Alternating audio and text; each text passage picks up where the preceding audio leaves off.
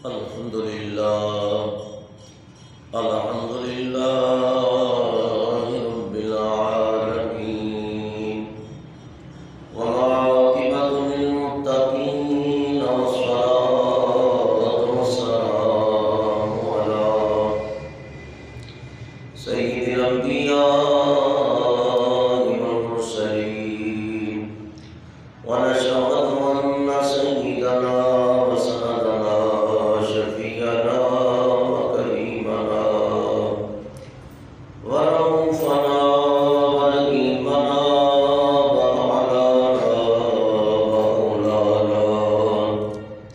ومولانا محمدا عبده ورسوله أما بعد أعوذ بالله من الشيطان الرجيم بسم الله الرحمن الرحيم إنك ميت وإنهم ميتون صدق الله العظيم وصدق رسوله النبي الكريم الأمين إن الله وملائكته يصلون على النبي يا أيها الذين آمنوا صلوا عليه وسلموا تسليما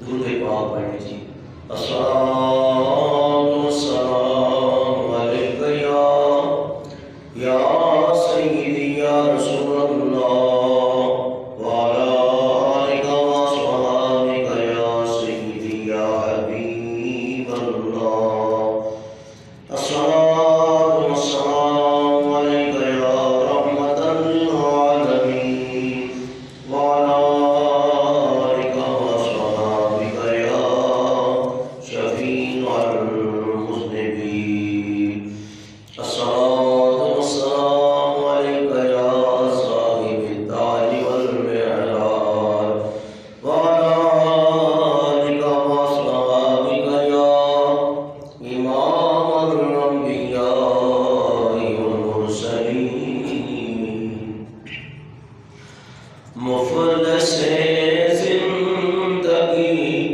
اب نہ سمجھے کوئی مجھ کو عشق نبی اس قدر مل گیا مفلس زندگی اب نہ سمجھے کوئی مجھ کو عشق نبی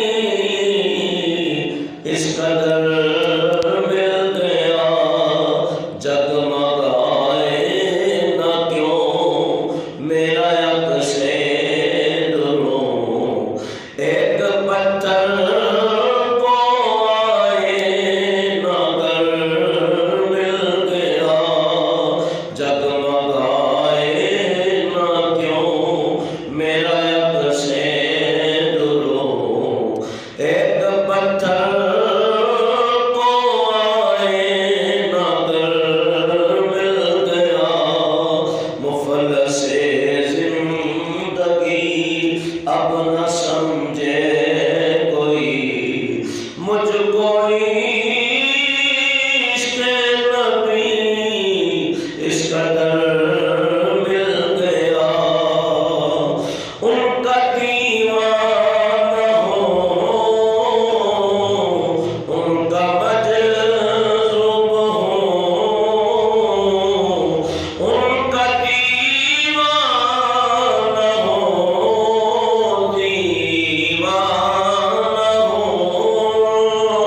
کا دیوانہ ہو ان کا مجذوب ہو کیا یہ کم ہے کہ میں ان سے منسوب ہوں سرحد حشر تک جاؤں گا بے دھڑک مجھ کو اتنا تو ذات صبر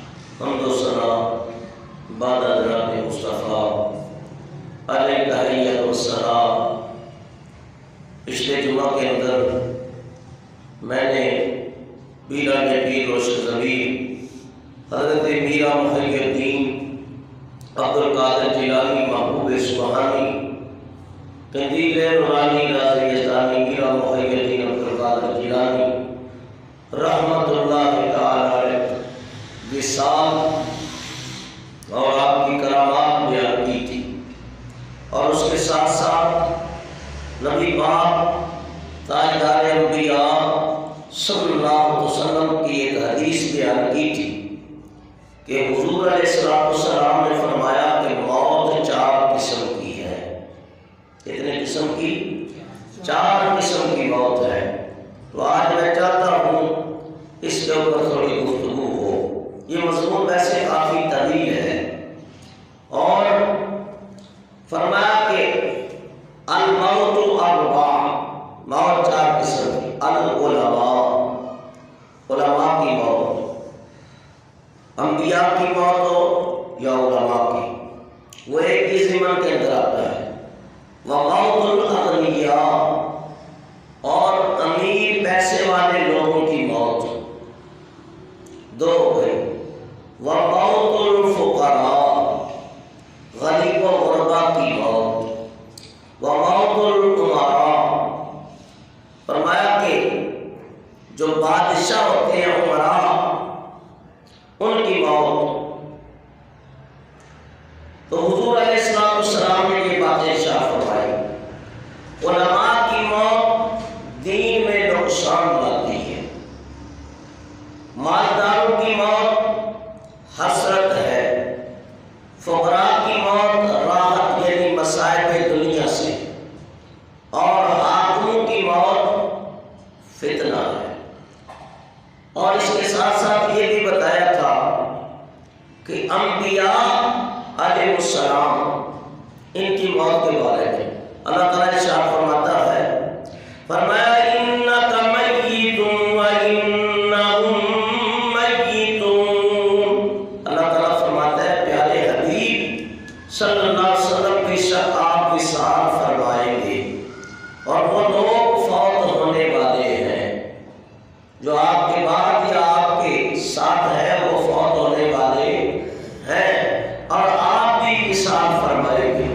تو جتنے انبیاء اور مرسلین آئے ہیں وہ اپنا اپنا وقت نبوت کا زمانہ گزار کر دین اسلام کی تبلیغ کا فریضہ انجام دے کر اللہ کی طرف سے انہیں جو احکام ملے اس کو پہنچا کر، اور اللہ کی وحدانیت اور اس کی عبادت اور ربوبیت کی طرف بلا کر امت کی خیر خواہی کر کے، اور بعد میں بہت سارے مسائل و علام کا بھی سامنا کیا، اور 70,000 انبیاء ناحق شہید کیے گئے، کوئی آنے سے چلوائے گئے، کوئی ناحق شہید کر دیے گئے، مر گئے۔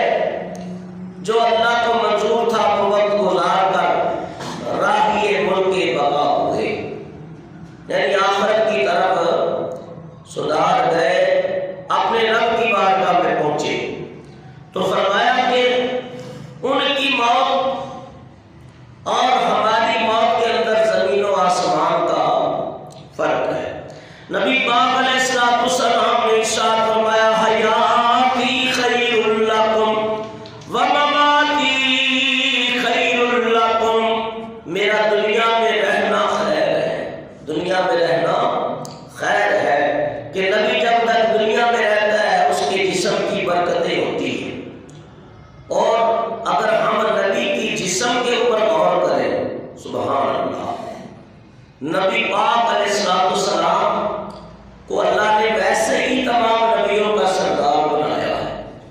حضور کے سر مبارک کے بال مقدس، جس کو ہم منہ مبارک کہتے ہیں، وہاں سے لے کے پاؤں کے ناخن مبارک تک نبی پاک کا پورا جسم خیر ہی خیر ہے، خیر ہی خیر ہے۔ تو نبی کا جسم کا برکات ہوتا ہے، برکت والا ہوتا ہے۔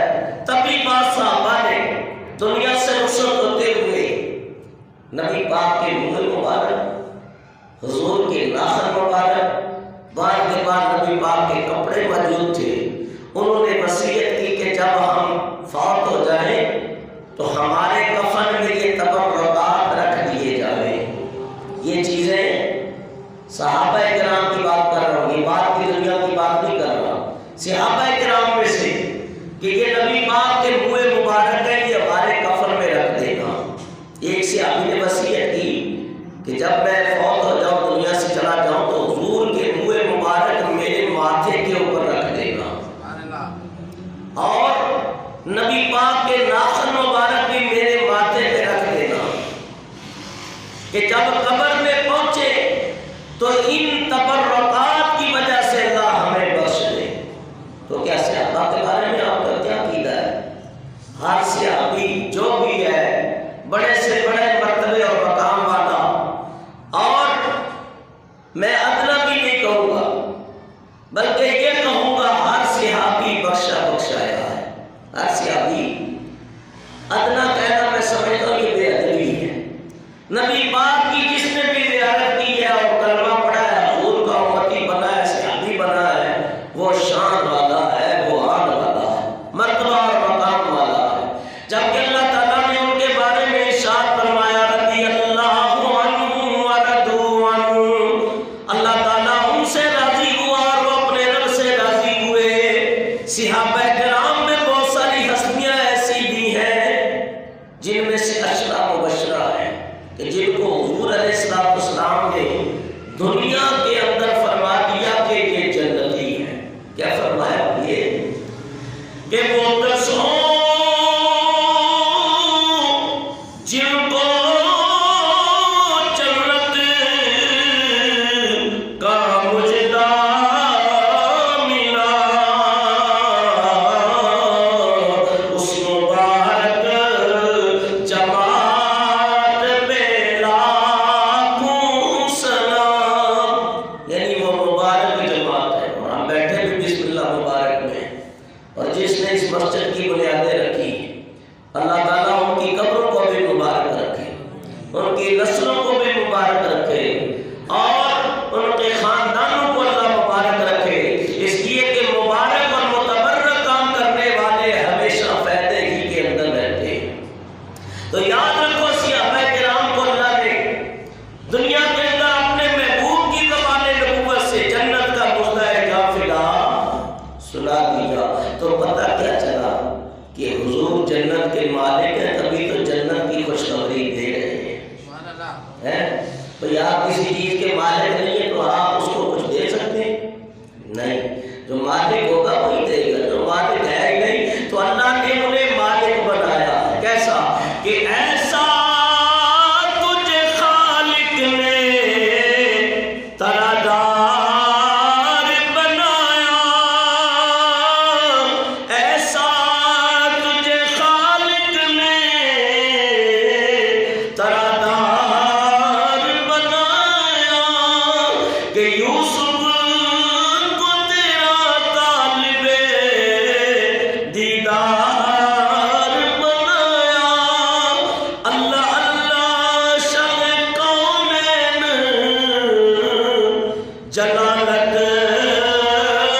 تیری، فرش کیا عرش پہ جاری ہے حکومت تیری،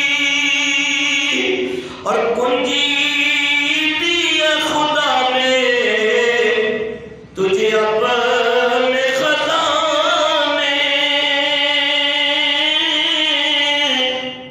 اور رب کے خزانوں کا تجھے مالک و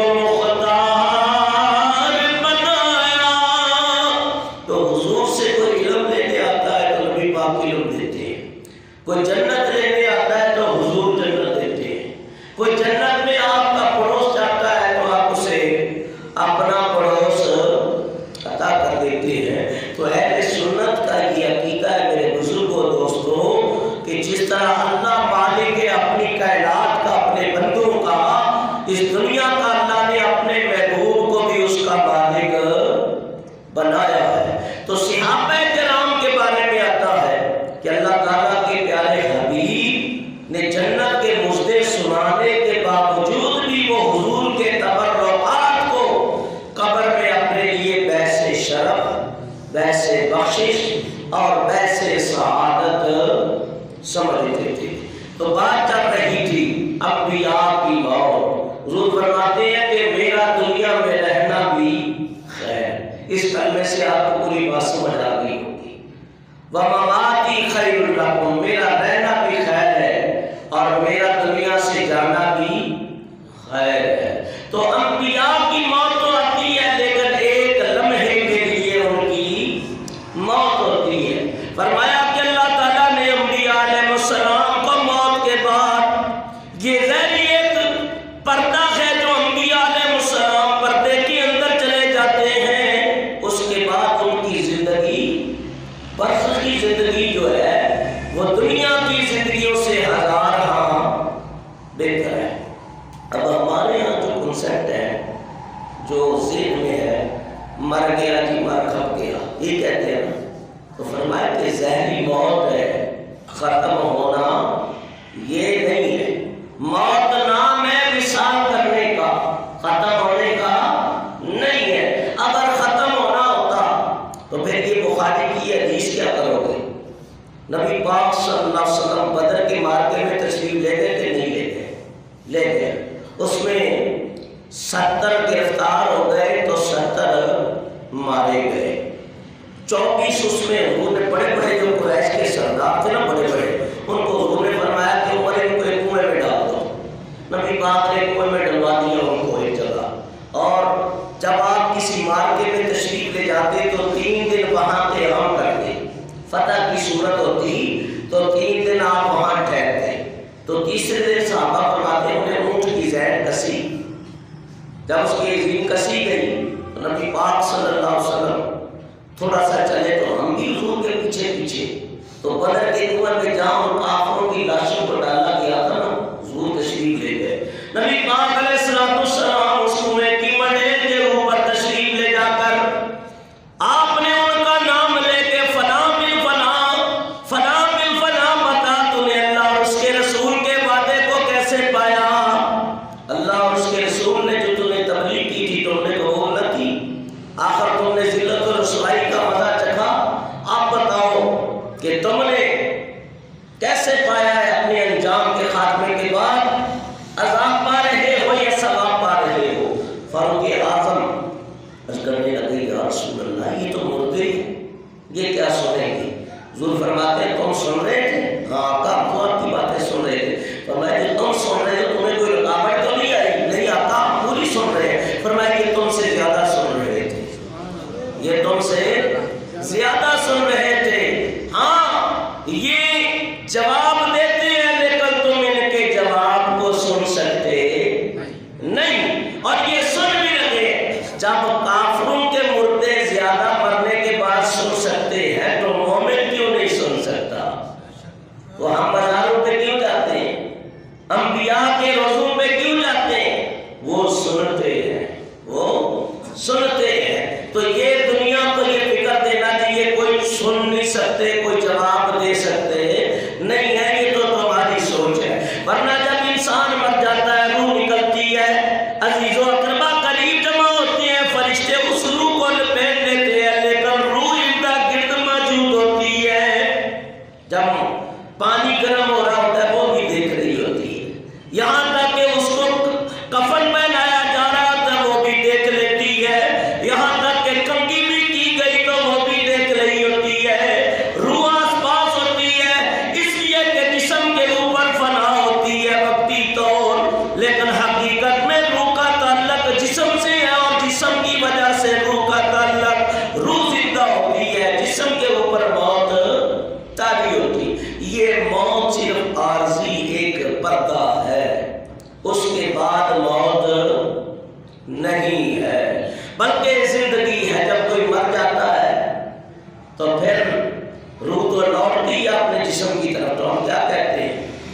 مر گیا ہے۔ کیا کہتے ہیں؟ انا للہ و انا الیہ راجعون۔ روح جو ہے وہ مرتی نہیں ہے، موت مرنے کا نام نہیں ہے، موت ایک کیفیت ہے، مختصر ذائقہ ہے۔ فرمایا کہ اللہ کی طرف لوٹنے کا نام ہی موت ہے۔ فرمایا انا للہ، ہم اللہ کے لیے ہیں، و انا الیہ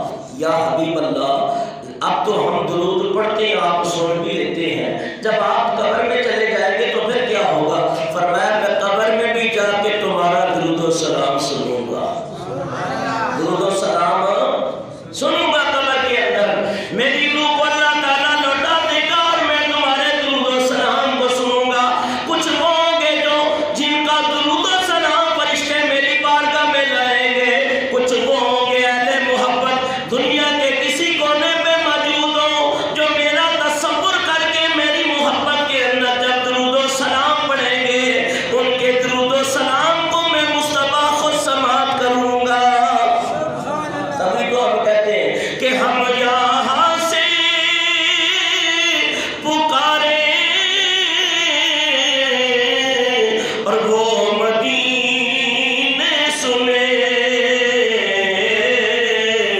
مصطفیٰ کی سماعت پہ لا۔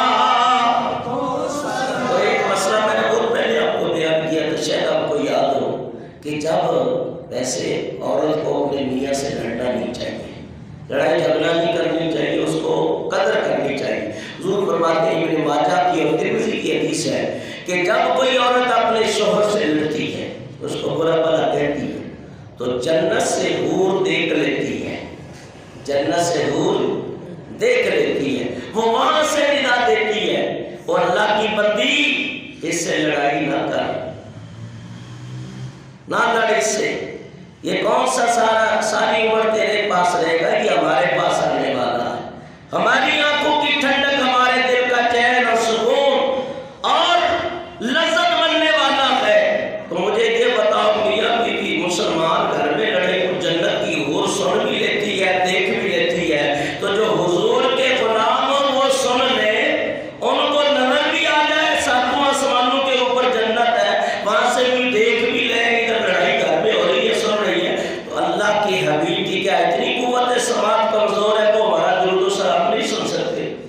یقیناً سن سکتے ہیں، اس لیے کہتے ہیں ہم یہاں سے پکارے اور وہ مدینے سنے مصطفیٰ کی سماعت پہ لا۔ تو اللہ والے زندہ ہو تب بھی سنتے ہیں، اللہ والے وصال کر جائے تب بھی سنتے ہیں، لیکن کوئی سنانے والا ہو، کوئی سنانے والا ہو۔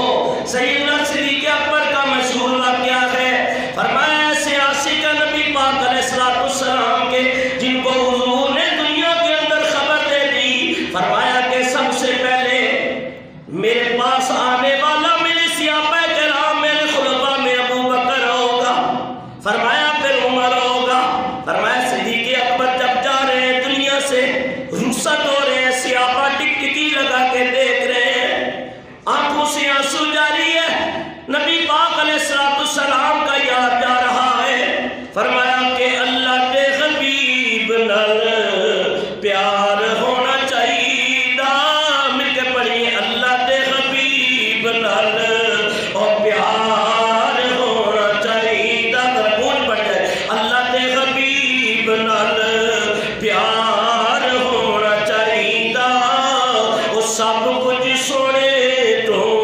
نثار ہونا چاہیے، حضرت صدیق دے دل دی تمنا سی، حضرت صدیق دے دل دی تمنا سی، یار نال یار دا مزار ہونا چاہیے، یار نال یار دا مزار ہونا چاہیے، لبا وچ ہووے جدوں ایسا میرا آخری، لبا چ جدوں ہووے آقا سا میرا آخری، اس ویلے سونے دا دیدار ہونا چاہیے، اس ویلے سونے دا دیدار ہونا چاہیے۔ آخری وقت ہے، میں جا رہا ہوں اور تمہیں الوداع کہتا ہوں، اور جب سب معاملات کر لو تو ایک نیا کپڑا، دو پرانی چادریں، ان میں مجھے کفن دے دینا جب میں پردہ کر جاؤں۔ کہا حضور کیوں؟ کہا زندہ آدمی کو کپڑے کی زیادہ ضرورت ہوتی ہے، اور میں چاہتا ہوں کہ پرانی دو چادریں ہیں ایک اور لگا دوں، مرد کے کفن میں کتنے کپڑے کیا کرو؟ ہمارے ہاں جب مر جاتے ہیں وہ مولوی کو ڈھونڈو غسل کرنا ہے، ہاں جی تم کیوں نہیں غسل دیتے، ہاتھ کیوں نہیں لگاتے ہو؟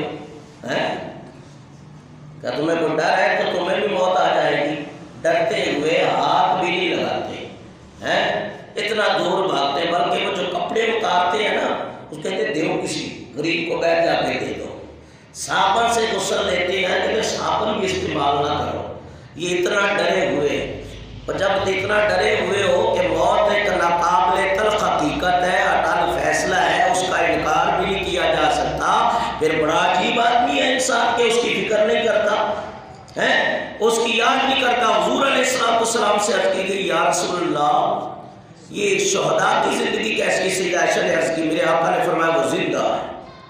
یا رسول اللہ یہ درجہ کیسے ملے گا؟ فرمایا جو 20 مرتبہ روز موت کو یاد کرے قیامت کے دن اسے شہادت کا مقام اللہ عطا کرے گا۔ اور سا مقام؟ شہادت کا مقام عطا کرے گا۔ اس لیے کثرت سے موت کو یاد کرو۔ حضور فرماتے ہیں زیارت القبور، اور قبروں کی زیارت کرنے سے کیا ہوتا ہے؟ ان تدمع العین، آنکھیں آنسو آتے ہیں، آنسو آتی ہیں۔ فرمایا قبروں کو دیکھ کے دل نرم ہو جاتے ہیں۔ وَتُذَكِّرُكُمُ الْآخِرَةَ، اور لوگوں قبروں کو یاد کیا کرو، موت کو یاد کیا کرو، یہ تمہیں آخرت کی یاد دلاتے ہیں۔ تو سیدنا صدیق اکبر کہنے لگے مجھے 2 چادریں ہیں، ایک اور ملا کے 3 چادروں میں کفن دینا۔ نماز جنازہ ہو گئی اور کہا علی سے کہ علی میری میت کو نبی پاک کی بارگاہ میں لے جانا، عرض کرنا یا رسول اللہ آپ کا یار غار آیا ہے، آپ کا صدیق اکبر آیا ہے۔ یاد رکھو اللہ والے اپنی قبروں میں زندہ ہے، اپنے مزاروں میں زندہ ہے، اور زندہ ہے تبھی تو جواب دیتے ہیں۔ فرمایا کہ حجرہ رسول کا دروازہ خود بخود کھل گیا۔ فرمایا جلدی کرو یار کو یار کے ساتھ ملا دو۔ فَإِنَّ الْحَبِيبَ مُشْتَاقٌ إِلَىٰ حَبِيبِهِ، بے شک یار کا مشتاق ہے، یار کا مشتاق ہے۔ تو یہ آواز کس نے دی تھی؟ دروازہ کون کھولنے والا تھا؟ تو ماننا پڑے گا کہ اللہ کے نبی بھی اپنی قبروں میں زندہ ہے، اس طرح اللہ کے نبی کے صحابہ بھی قبروں میں زندہ ہے۔ فرمایا اس طرح اولیاء اتقیاء بھی اپنی قبروں میں زندہ ہے۔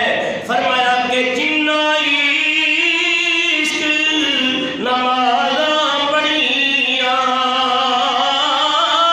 او کدی بھی نہ مردے،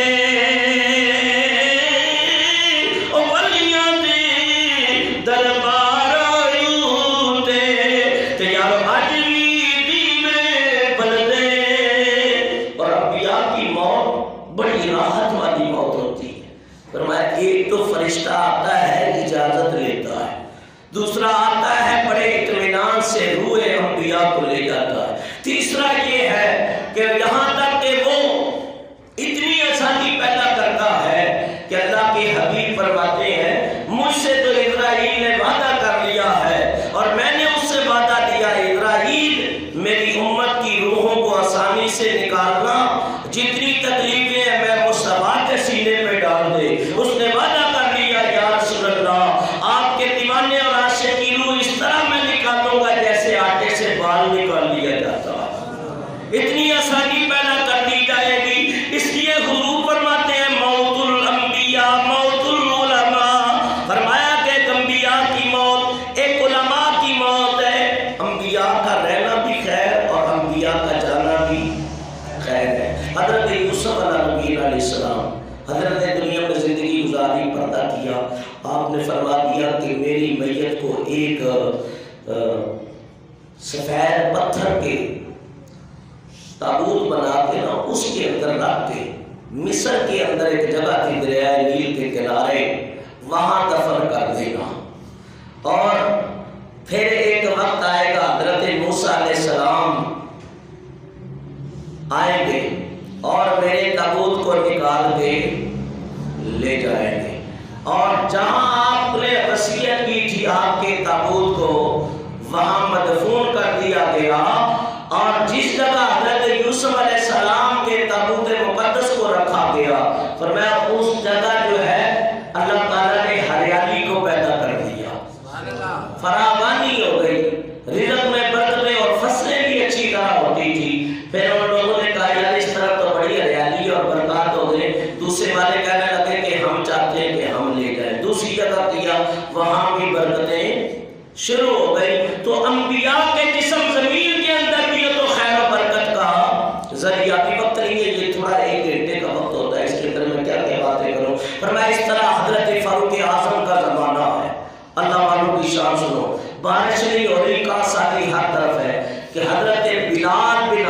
हारिस अल-मुज़नी रज़ी अल्लाह तआला अन्हु फारूक आज़म के दौर के बड़े आलिम और सहाबी हैं, बड़े साहिब तकवा हैं। तो बारिश नहीं हो रही, हुजूर की बारगाह में जाके इस्तिग़ासा पेश किया, या रसूल अल्लाह बारिश नहीं हो रही, आप दुआ कर दें, आप दुआ कर दें। तो दुआ जिंदा करते हैं, मुर्दे दुआ करते नहीं है। तो पता ये चला कि अंबिया अपनी कब्रों में जिंदा है। फरमाया रात सोए तो ख्वाब में नबी पाक अलैहिस्सलाम की ज़ियारत नसीब हो गई। फरमाया ऐ बिलाल, उमर से नबी का सलाम कहना और साथ ये पैगाम दे दो, अनकरीब तुम बारिश दिए जाओगे, अनकरीब बारिश दिए जाओगे। कुछ दिनों के बाद बारिश शुरू हो गई। तो बाद विसाल अल्लाह वालों के मामलात ऐसे ही हुआ करते हैं। तो हुजूर फरमाते हैं कि अंबिया की मौत फकत मौत है। इन्नल्लाह हर्रम अला रब्बी अन ताकुला जिसाद अंबिया फहय्युल क़ब्रि युज़कुन रवाहु बुखारी, कि अंबिया का जिस्म जमीन पे हराम करार दिया गया है, जमीन उनके जिस्मों को नहीं खाती है। फरमाया वो अपनी कब्रों में जिंदा होते हैं और रिज़्क़ भी दिए जाते हैं।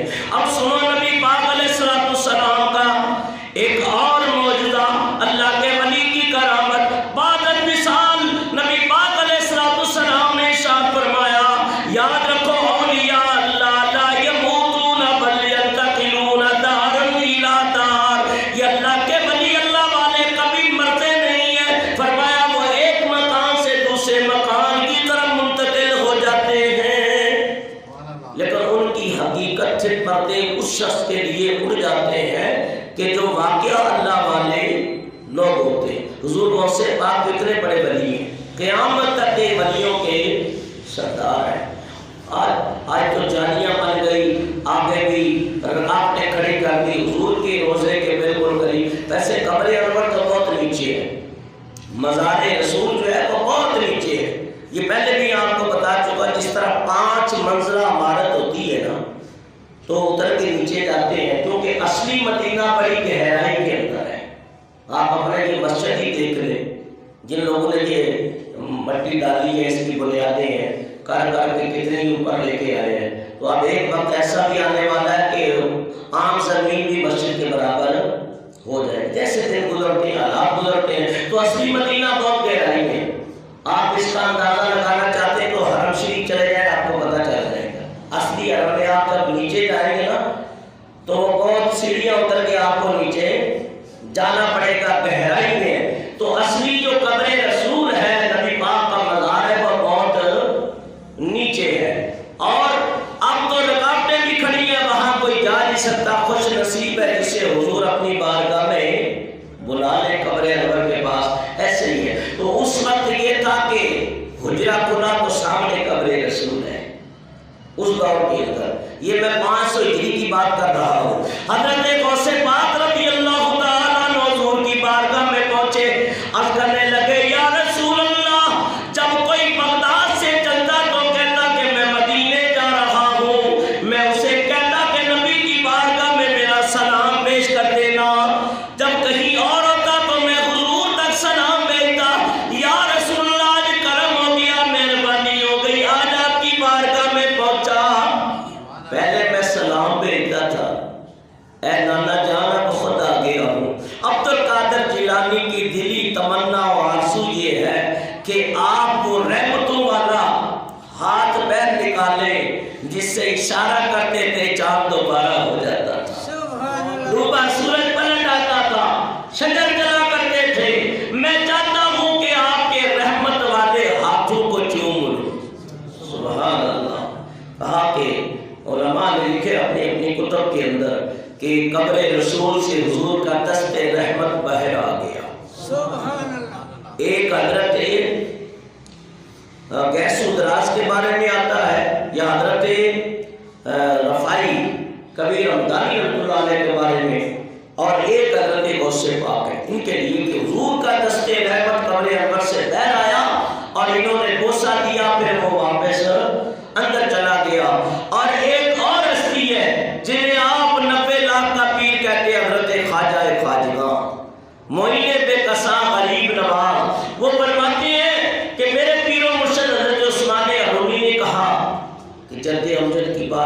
حاضر ہو سلام عرض کرو۔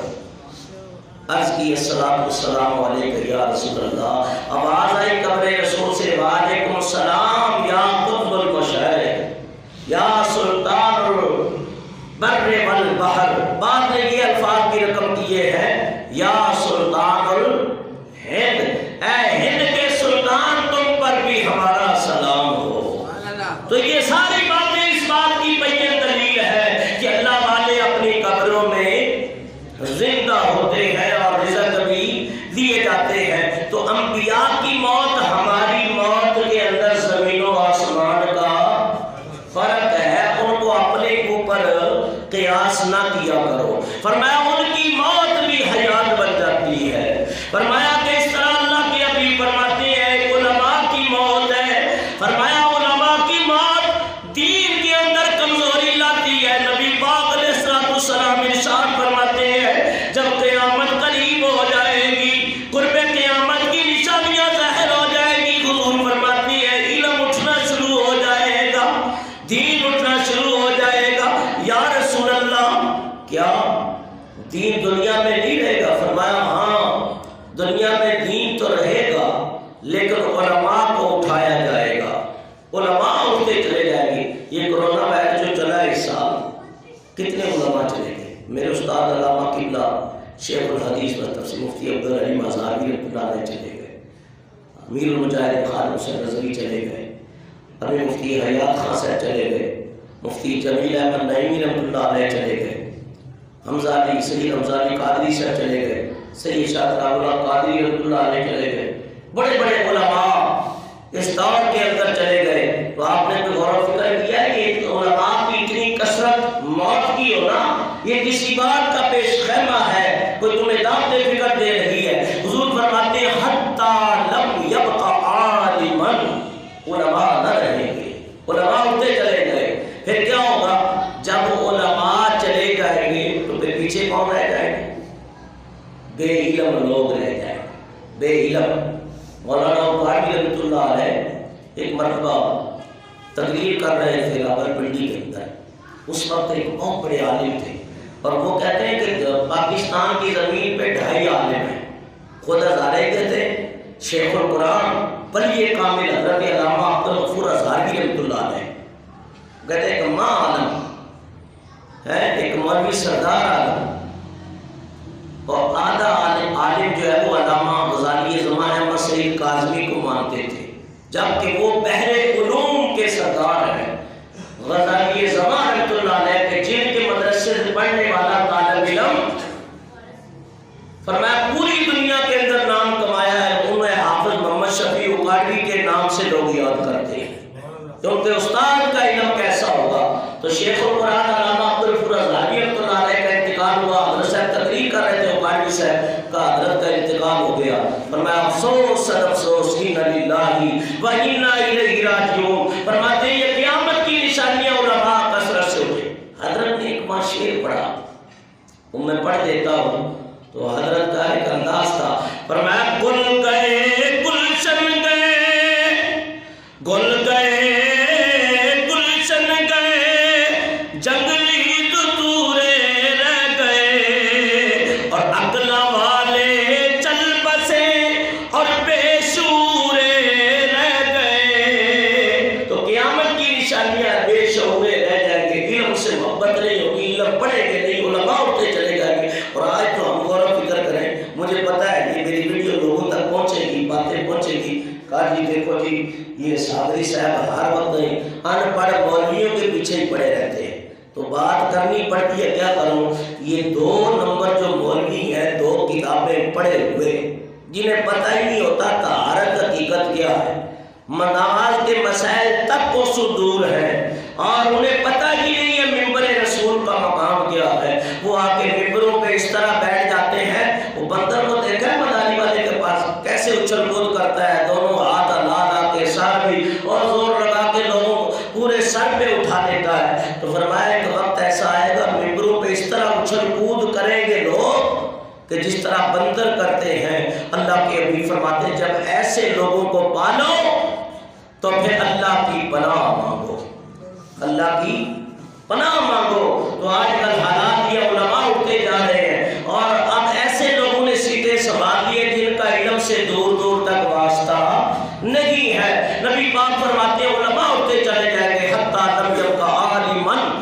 قائم نہ رہیں گے اب امامت کون کرے گا پھر؟ اتخذ الناس رؤوسا جہالا، حضور فرماتے ہیں جہلا طبقہ امامت کے مسئلے پہ آ جائے گا، اور اس کی خرابی کیا پیدا ہوگی، قوم کو نقصان کتنا ملے گا، فَأَفْتَهُ فَأَضَلُّوا وَأَضَلُّوا، وہ خود بھی گمراہ ہوں گے اور قوم کو بھی گمراہ کریں گے، مسئلے بھی گمراہی والے بتائیں گے۔ تو فرمایا علماء کی موت دین کے اندر کیا لاتی ہے؟ فساد لاتی ہے، کمزوری لاتی ہے۔ تو دو موتیں بیان ہوئی، تیسری موت کیا ہے؟ فرمایا موت الاغنیاء، حضور فرماتے ہیں مالداروں کی موت ہے۔ فرمایا مالدار جب دنیا سے مرتا ہے تو حسرتیں لے کر دنیا سے اڑ جاتا ہے، سونے کے انبار، چاندی کے انبار ہیں، مال و متاع کے انبار ہیں، لیکن حسرت و یابس لے کے جاتا ہے، کاش میں کچھ دیر اور زندہ رہتا اس دنیا کو خرچ کر لیتا، لیکن اب کچھ ہاتھ آنے والا نہیں۔ اس کی چاہتے ہیں کہ زندگی میں صدقات کرو۔ ایک صحابی تھے، ان کے والد فوت ہو گئے، حالانکہ صحابی کے بارے میں پہلے بتا دوں، ہمارا عقیدہ ہے وہ جنتی ہے۔ نبی پاک کا ہاتھ پکڑ کے لے گئے، اور جب گئے نا تو اس کمرے کے اندر ان کا کوئی باغ تھا صحابی کا، وہ جو کمرہ تھا نا کوٹھا، وہ سارا کھجوروں سے بھرا ہوا تھا۔ یا رسول اللہ میرا مالک اپنے ترکے میں یہ چھوڑ گیا ہے۔ حضور نے فرمایا ایک کھجور اٹھائی، جبکہ نبی پاک نے فرمایا میرے صحابہ کا ایک مٹھی جو صدقہ کرنا تو محمد پہاڑ جتنا راہ خدا میں صدقہ کرو وہ افضل ترین ہے، لیکن پھر بھی نبی پاک نے ایک کھجور اٹھائی۔ فرمایا اگر وہ اپنی زندگی میں ایک کھجور اللہ کی راہ پہ دیتا تو یہ بھرے ہوئے کوٹھے سے مکان سے بہتر تھا۔ کیا اس صحابی نے صدقہ نہیں کیا؟ یقیناً کیا، نمازیں پڑھی، بخشے بخشائے ہیں، لیکن حضور نے امت کو ایک سبق دینے کے لیے یہ الفاظ بیان فرمائے ہیں۔ ورنہ صحابہ کے بارے میں عقیدہ ہے تو میاں یہ دنیا میں موقع ہے کہ مال کو اللہ کی راہ میں خرچ کرو۔ اب یہ تم لوگ سمجھتے ہو کہ یہ مال کو خسرے نچوا رہے ہو، 5-5 ہزار کی میلے جا رہے ہیں، بڑے خوش ہو رہے ہیں کہ واہ واہ ہو گئی ہے ہماری شادی بیاہ میں کلیکشن کاپیں چل رہی ہیں، پٹاخے چھریاں چل رہی ہیں، موویاں بن رہی ہیں، پتہ ہے چودھری صاحب 50-50 گاڑیاں ہیں، بھر کے آتی ہیں مہمانوں سے۔ آج ہی جب تک بازاروں نہ ہو تو کام ہی نہیں بنتا ہے، اور کئی کروڑ کروڑ روپیہ حرام کے راستے میں لگا دیتے ہیں۔ کاش، میں کہتا ہوں یہ بھی اللہ کی تقسیم ہے نا، تو رب کو تمہارا پیسہ ہی پسند نہیں ہے کہ وہ اپنے دین پہ لگانا ہی تمہارا چاہتا۔ بہت سارے مجھے کہتے ہیں حضرت یہ ان کا شکر ہے آپ کو یہ پیسے نہیں دیتے ہیں، ان کا پیسہ آپ کے حق میں ہے ہی نہیں ہے، آپ کے حق میں وہی آئے گا جو حلال کا آئے گا۔ تو ہم اللہ کی تقسیم پہ راضی ہیں، لیکن ایک فکر دے رہا ہوں جن کو اللہ نے دیا حلال کے راستے میں لگا دو، پھر دیکھو اس کی برکات ہے۔ پہلے بادشاہ، علماء اور عمراء، یہ اللہ والے، یہ مالدار سرمایہ طبقہ کیا کرتا تھا؟ اللہ کی راہ میں لگاتا تھا، تو ان کی دنیا بھی بن گئی، ان کی آخرت بھی بن گئی ہے۔ فرمایا اللہ کے حبیب فرماتے ہیں ومالی ومالی، کو کہتا ہے میرا مال، اور میرا مال، میری کرسی، میرے اقتدار، فرمایا یہ سب ختم ہونے جانا ہے۔ فرمایا یہ نہ کہہ کہ یہ تیرا ہے، تیرا وہی ہے جو تو نے کھا لیا ہے۔ میں اکثر یہ شعر پڑھا کرتا ہوں، اور نہ کر بندیا اور میری میری، اور نہ میری نہ تیری، پرائی چیز دمان کی کرنا تے جڑی نہ تیری نہ میری، اور جس دا مال اسے لے جانا تے دل ہے میں گرس ودیری، آزم سب کچھ چھڈ چھڈا کے تے اسا جا وڑنا وچ تیری، اور جیون جیون وچ جھوٹا لارا تے موت کھڑی سر اتے، اور 33 لکھ ہزار سونے تے خاک اندر جا ستے۔ مالدار تھا خلیفہ ہارون رشید، بڑا مالدار تھا، اور عزیز مسلمانوں کا گزرا ہے، لیکن بیٹا ایسا تھا کہ وہ بچپن ہی سے اللہ والوں کی صفتیں اس میں پیدا ہو گئی تھی، وہ آثار نمایاں ہو گئے تھے۔ آخر شہزادے کو ایک دن اللہ کی محبت نے اور معرفت کے رنگ نے مجبور کر دیا۔ کیا کیا؟ شاہی محل چھوڑ کے، نا عالم فقری کی ایک کتاب ہے توبہ کے اوپر نے لکھی ہے، اس کے اندر یہ واقعہ مرقوم ہے، اور بھی علماء نے لکھا ہے۔ تو آخر جب اس کو اللہ کی محبت اور عشق نے آ لیا تو وہ راہ خدا کے اندر محل کو چھوڑ کے، نرم بستروں کو چھوڑ کے، اعلیٰ قسم کے مرغن غذاؤں کو چھوڑ کے، میوہ جات کو چھوڑ کے، فرمایا کہ وہ درویشانہ زندگی کے میدان کے اندر قدم رکھا اور چلا گیا، یہاں تک کہ وہ مستریوں کا کام کرنے لگا، لیکن ہفتے میں ایک دن کام کرتا تھا۔ کتنا؟ ایک دن، اور 6 دن وہ اللہ تعالیٰ کی عبادت کرتا تھا۔ اور ہمارے یہاں مزدور مزدوری کرتے ہیں، یہ ٹھیکیدار اور جتنا اس کے ساتھ ہے، نہ ان کو نماز کی فکر ہے، نہ ان کو ظلمت کہیں سے مال آ جائے بس اپنی جیبیں بھرنی ہے۔ تو میں نے سارے علاقے کو لوٹ کے پھر بھی تمہارا پیٹ نہیں بھرتا، کہا حضرت کیسے اخراجات اتنی مہنگائی ہو گئی؟ میں نے سچ کہتے حضور فرماتے ہیں 2 برتن کبھی بھرنے والے ہیں ہی نہیں۔ صحابہ نے کی یا رسول اللہ کون سے بھرنا؟ عالم علم سے نہیں بھرتا، دنیا دار دنیا سے کبھی نہیں بھرتا، اس کا پیٹ کبھی نہیں بھرے گا۔ فرمایا وہ ایک دن مزدوری کرتا، 6 دن اللہ تعالیٰ کی عبادت کرتا، کہ ایک مالک کو ضرورت پڑی مکان بنانے کی، اس کے پاس آیا، کہا حضرت مزدوری کرو گے؟ کہا جی کروں گا۔ کہا 3-4 آدمی کا کام ہے، کہا میں اکیلا کر دوں گا لیکن کروں گا ایک دن۔ وہ لے گیا اس کو، جا کے اس کو کام پہ لگا دیا، مالک چلا گیا۔ اس نے گارا بنایا دیوار کے اوپر لیپ کرنے کے لیے، اور ادھر اس کی زبان پہ اللہ کے قرآن کی تلاوت جاری تھی۔ سبحان اللہ۔ اس لیے خواجہ غلام فرید فرماتے ہیں ہاتھ کار والے دل یار والے، ہاتھ کار والے دل۔ تو دیکھنا اس اللہ کے بندے کو جوانی کے عالم میں راہ خدا پہ نکلا، باکرامت ہو گیا، یہاں تک کہ گارا خود اٹھ اٹھ کے دیواروں سے لگ رہا ہے۔ مالک شام کو آیا، وہ اکیلے آدمی نے 4 آدمیوں کا 5 آدمیوں کا کام کر دیا۔ کہا تو جن ہے یا فرشتہ ہے یا انسان ہے کیا؟ کہا چھوڑ یہ باتیں نہ بنا، تجھے تیرے کام کی سے سروکار ہے، تیرا کام میں نے کر دیا، میری مزدوری دے۔ اس نے نہ اس کی مزدوری سے کچھ زیادہ ہی دے دیا، تو اس نے جو زیادہ تھے وہ واپس کر دی، کہا یہ میرا مال نہیں، مجھے اپنا ہی چاہیے۔ اب ہمارے یہاں مزدور بیچارے لگے رہتے ہیں، حضور فرماتے ہیں کہ مزدور کو مزدوری اس کے پسینہ خشک ہونے سے پہلے دو۔ یا تو مزدوروں کا پیسہ مالک کھا جاتے ہیں، یا ٹھیکیدار پیسہ لے کے بھاگ جاتے ہیں، روتے رہتے ہیں، لاکھوں کا کپڑا ہو جاتا ہے۔ جبکہ حضور علیہ السلام نے فرمایا کہ القاسم و حبیب اللہ، محنت کرنے والا اللہ کا دوست ہے۔ میرے بزرگوں دوستوں، اس طرح وہ نوجوان محنت بھی کرتا رہا، اللہ کی عبادت کرتا رہا، آخری وقت آ گیا، اس نے اس شخص کو بلایا جس سے راز و نیاز کی باتیں تھی، سلام دعا تھی، کہا کہ جب میں فوت ہو جاؤں میرا جنازہ پڑھ کے مجھے دفنا دینا، میری انگوٹھی لے جانا خلیفہ ہارون رشید کے پاس، اور اسے جا کے کہنا بادشاہ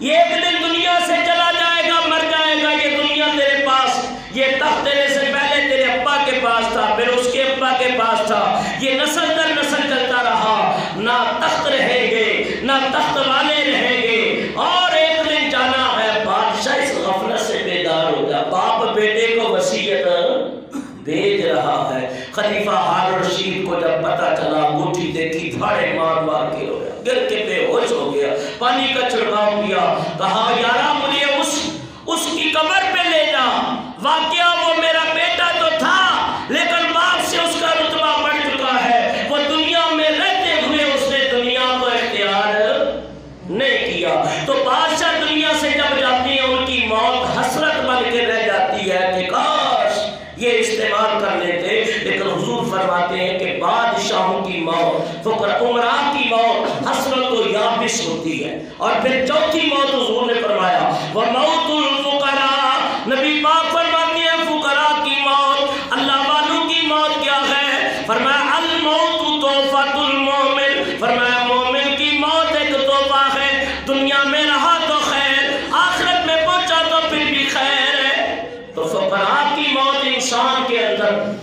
فکر پیدا کرتی ہے، اللہ تعالیٰ کا رنگ پیدا ہو جاتا ہے۔ اور فرمایا اس لیے اولیاء اللہ والے، ایک بات ٹائم پورا ہو گیا، بس ایک بات کر کے میں اجازت چاہوں گا۔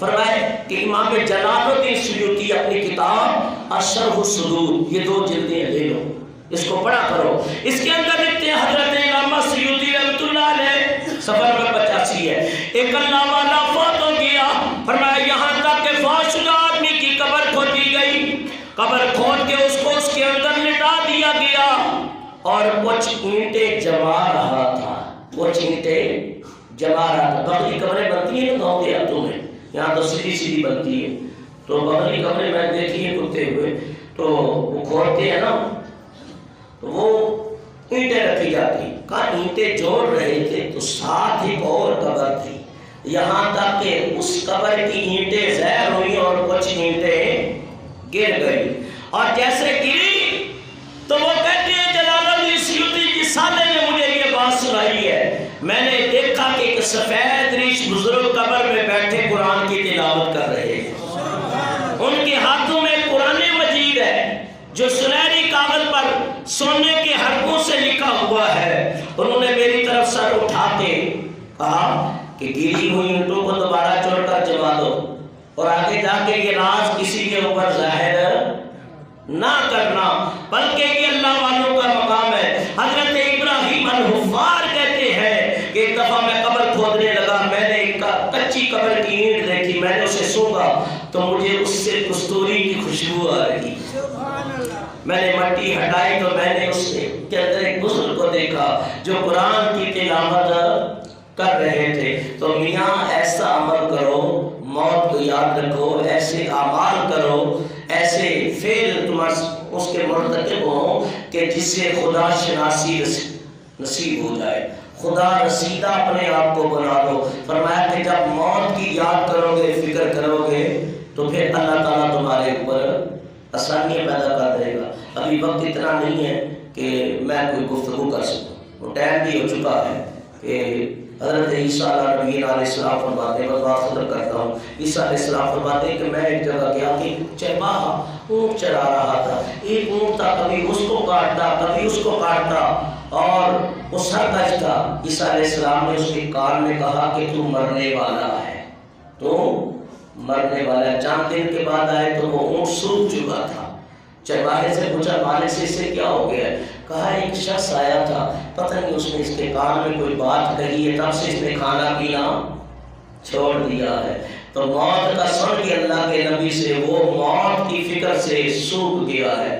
اور تمہیں تو قرآن میں کتنے رب نے پیغام پہنچا دیے، ٹس سے بس ہونے والے ہی مولوی صاحب کہتے رہتے ہیں، سنتے مسجد سے باہر نکلے الآن کما کانا، جیسے پہلے تھے ویسے ہی آ گئے۔ تو خدا را فکر کرو، اللہ مجھے اور آپ سب کو عمل کی توفیق عطا فرمائے۔ اللہ تعالیٰ آپ کے سب کے میری آخرت اچھی کر دے اور قبر بھی، اور اللہ تعالیٰ آپ کے معاملات بھی اچھے کرے۔ وما علینا الا البلاغ۔